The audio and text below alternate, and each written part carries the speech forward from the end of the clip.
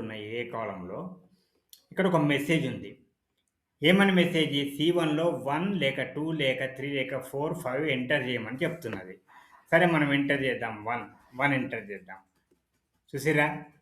Some వచ్చేసింది. మళ్ళీ 2 enter చేద్దాం. ఏమొచ్చింది? మాక్సిమం వచ్చేసింది. 3 ఎంటర్ చేద్దాం. మినిమమ్ వచ్చేసింది. 4 ఎంటర్ చేద్దాం దీనిలో. యావరేజ్ వచ్చేసింది. 5 ఎంటర్ చేద్దాం. కౌంట్ వచ్చేసింది. ఇక్కడ రూపీ తప్పు. కౌంట్ 4 నెంబర్లు ఉన్నాయి కదా! తీసేద్దాం. మళ్ళా మెసేజ్ వస్తది. వచ్చింది. ఈ రకంగా ఎట్లా చేయొచ్చు? మీ దగ్గర 10 సెకండ్ల టైం చేయగలుగుతారా? ఇక్కడ ఏ ఫార్ములా అయితే నేను ఎంటర్ చేసినో అదే ఫార్ములాని ఇక్కడ ఎంటర్ చేస్తా చూడండి.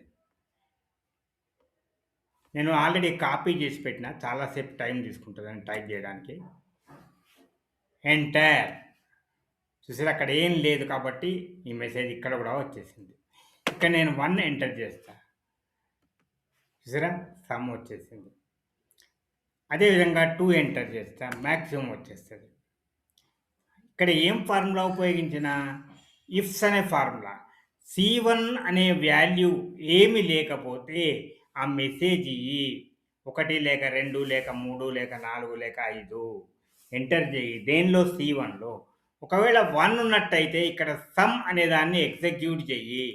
చూసారా మీరు? సమ్ అనేది ఎగ్జిక్యూట్ అవుతుంది. ఇక్కడ ఫార్ములా C1 = 1. సమ్ అనేది దేని సమ్ము? ఈ A1 నుంచి A4 దాని సమ్. ఇక్కడ 2 ఉన్నట్లయితే మ్యాక్సిమం అనే ఫార్ములా ఎగ్జిక్యూట్ అవుతుంది. A1 నుంచి A4లో మ్యాక్సిమం. అట్లాగే 3 ఉన్నట్టయితే మినిమం, 4 ఉన్నట్టయితే మనకు యావరేజ్. ఇక్కడ చూసారా? 4 ఉన్నట్టయితే యావరేజ్ని ఎగ్జిక్యూట్ చేయి అని చెప్తున్నాం. అదే 5 ఉన్నట్టయితే కౌంట్ అనే ఫార్ములాను ఎగ్జిక్యూట్ చేయమని చెప్తున్నాం.